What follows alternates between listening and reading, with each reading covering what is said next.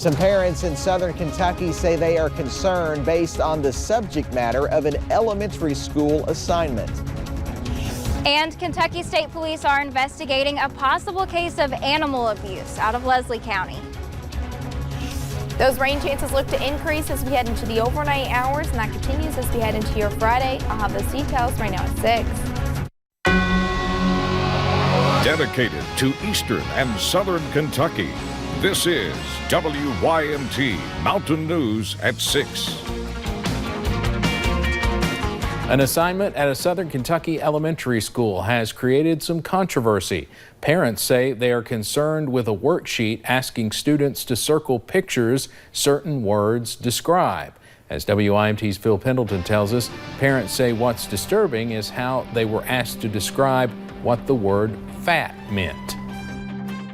You're a girl, and it really offended me. Laura Lee Lewis says when going through her first grade daughter's assignments, she came upon this worksheet. They have to teach the kids the words for descriptions of things, but I think to use that word with those pictures really bothered me more than anything. Having to circle what a cow was, what a hill was, but what shocked and angered Lewis is using the images of a girl to describe fat. And I had to explain to her that it was body shaming. Even if it was a skinny girl, or the example for skinny, I feel like that would still be body shaming that person because some people don't want to be called that. Laurel County school officials released a statement saying that no parents have contacted them because of this, but because of it, they are reviewing their curriculum.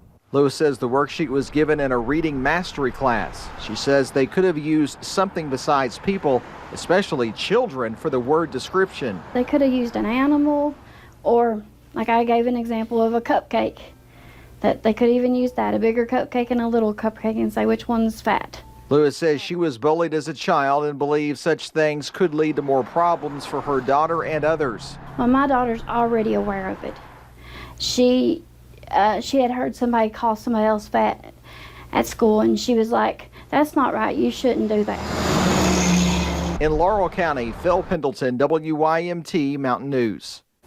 Lewis says she does not blame her daughter's teachers, but believes curriculum needs to be checked to make sure it is not offensive. A Bell County woman is accused of stealing a very expensive engagement ring and then trying to pawn it off. A grand jury indicted Lucretia Glover yesterday. She's accused of taking a Neil Lane 1.5 14-karat gold engagement ring and then pawning it off for $1,000 last year. The indictment lists the value of that ring at more than $6,200. Tonight, new information about a human skeleton found in Perry County. Today, we learned those bones were sent to the University of Tennessee to identify who it is.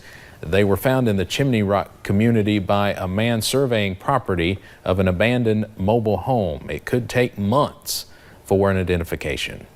A Floyd County man will spend 10 years in prison for punching and killing a fellow inmate. Scotty Gibson pleaded guilty to an amended second-degree manslaughter charge in October. He initially faced a murder charge. Last year, he punched another inmate while at the Floyd County Detention Center, killing the man. Kimberly Akers pleaded guilty today to the role she played as the driver in a 2017 DUI crash that claimed the life of Heidi Hamilton. WYMT's Buddy Forbes was in the courtroom when Hamilton's family came forward with an emotional request. It has been almost 2 years since Heidi Hamilton's family has seen her smile. That was the worst day of our lives. Her sister recalls the day an intoxicated driver killed Heidi in a car crash. It robs families, and it's just not fair. She says the crash may have taken Heidi's life, but it cannot take who she was. Everybody loved when Heidi came around because she's the one that brought the laughter and the fun and the smiles and the hugs. But that is not all she brought. Even after her death, she is bringing grace to the woman responsible. Well, Heidi always believed in not judging others and giving people second chances. That legacy contributed to the family's decision to ask the judge to offer a second chance to Kimberly Akers during her plea hearing Thursday. And I usually don't do that, but I'll family ask. I'll requesting that he allow Akers to enter a treatment program in lieu of further incarceration as she awaits sentencing. We hope she's able to make a change for herself and for her family. Because they believe it will honor Heidi's life. We just hope that others think long and hard before they make a decision to get behind the wheel impaired. To give her death meaning. In Floyd County, Buddy Forbes, WYMT Mountain News. Akers will return for sentencing February 20th. Until then, she has been ordered to enter an addiction recovery program.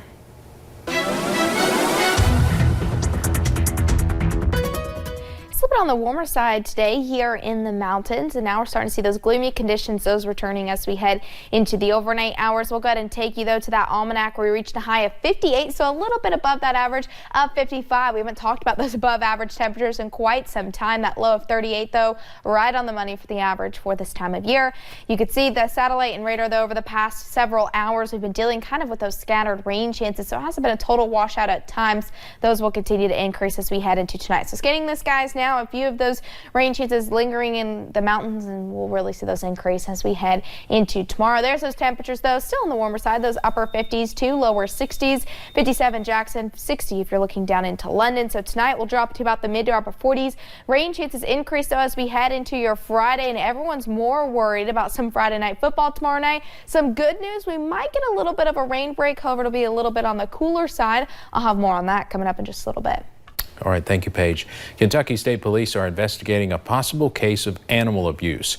In a Facebook post, a rescue center in Frankfort is accusing a man in Leslie County of sexually assaulting a dog. WYMT's Katie Cook talked with a state trooper and has more on their investigation. It is news nobody wants to hear. There was a complaint that came in advising that a dog had been injured. And it's a post nobody wants to see. The trooper that is investigating this has also been in contact with the Commonwealth Attorney's Office in Leslie County. Police now conducting interviews and waiting for examination results to come back to verify or refute that there was any kind of sexual contact with the dog by a human being. And until then, no arrest will be made. If it is determined that there's someone in the community who is doing these things to animals through this investigation, then those people will be contacted and dealt with appropriately. When an animal is hurt, it makes us emotional. Animals can't speak out about their pain the way humans can, and it especially takes a toll on those who help them heal. Rescue centers, animal shelters both take in abused or injured dogs like Homer. It takes a very hard toll on them. Seeing animals injured and possibly abused is not a job just anyone can do. Even to the point to where they just want to give up because the cruelty becomes so bad. But most do not give up, and that is why animals like Homer are given a second chance. In Perry County, Katie Cook, WYMT Mountain News.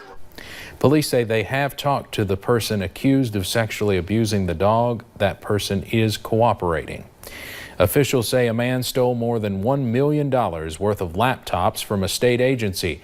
Andrew Marinelli was indicted by a grand jury this week. Officials say Marinelli took 17 new laptops and more than 100 used laptops from the Commonwealth Office of Technology. Investigators say he was able to get into storage rooms. They also say he committed the crimes with his stepson. Marinelli is charged with theft by unlawful taking and unlawful transaction with a minor. 2 weeks after Election Day and 1 week after a statewide recanvass, the Kentucky election results are now official. Today, the State Board of Elections certified the vote totals, making Andy Beshear the next governor of the Commonwealth. The board voted unanimously to certify the results. Election officials say some errors were found and corrected, leading to the final vote totals certified today. Governor-elect Andy Beshear is taking another step to prepare to take office, today announcing 4 appointments to the office of governor. First, naming J. Michael Brown, the chair of his transition team, as the secretary of the executive branch. The co-chair of the transition team, Latasha Buckner, was named general counsel of the governor's office. Travis Mayo will join Buckner as deputy general counsel. The governor-elect also announced Crystal Staley will serve as the director of communications. All 4 of the picks previously worked with Beshear in the Attorney General's office. Now, I will tell you that not all of our announcements will be people from the Attorney General's office, but those that you know the best, you know their qualifications, you know their work ethic, you know you can rely on them. So these were easy for initial appointments. Governor-elect Beshear says in the coming days more appointments will be made. He says, again, not all of the appointments will come from the Attorney General's office. The federal Black Lung Fund, nearly $1 billion in debt, and experts say the future looks uncertain. Multiple major coal producers have filed for bankruptcy. WYMT's Connor James talked with legal experts who work closely with those impacted by black lung. He joins us now with how those bankruptcies could impact that. Connor?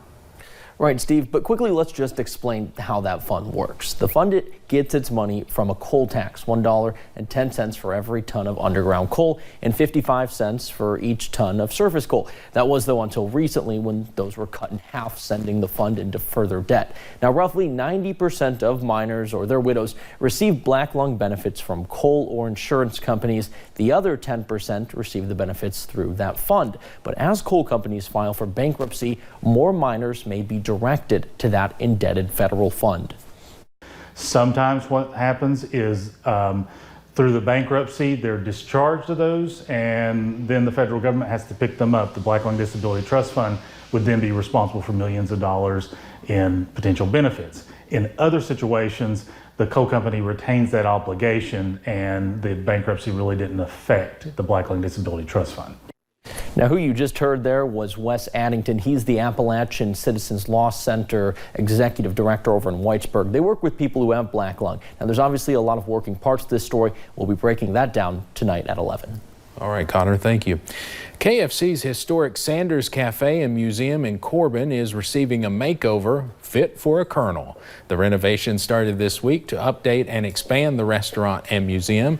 JRN, the company's franchise partners, hopes the makeover will transform the guest experience for visitors from around the globe. Sanders Cafe is the birthplace of KFC's original recipe.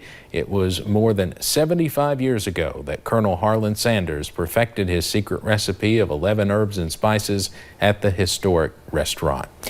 Meanwhile, Kentucky for Kentucky worked with an Eastern Kentucky artist to create some finger-licking good work just in time for Thanksgiving. Pike County native Coleman Larkin is the brains behind the idea. You might remember him from the spring when he developed a way to preserve horse droppings and sell them for $200. Well, he went to KFC restaurants across the state, bought their gravy, and used it for tie-dye t-shirts. The KFC gravy, nice and brown, beautiful color, does the job perfectly. It's an authentic stain, and I will not lie to you, there's a slight aroma still. Now, you might be asking how much one of these pieces of art will run you. Just $50, but Larkin says they are worth $100. Now to a story we were working on for tonight at 11. Tonight, a Korean War Marine killed in 1950 overseas is coming home to Magoffin County. This is a picture of Ray Palmer Fairchild. He died on November 27th, nearly 70 years ago at the age of 22 during the Battle of Chosin Reservoir in North Korea. Fairchild will receive full military honors this Saturday at the Magoffin County Funeral Home Chapel. And that soggy weather returns as we head into tomorrow and into your Saturday. After that, cooler temperatures arrive, but looks like we get a nice rain break right before the holidays. I'll have those details coming up in just a little bit. But first, the search is on for the person who stole a tractor. We'll show you security video and tell you how police eventually found the farming equipment.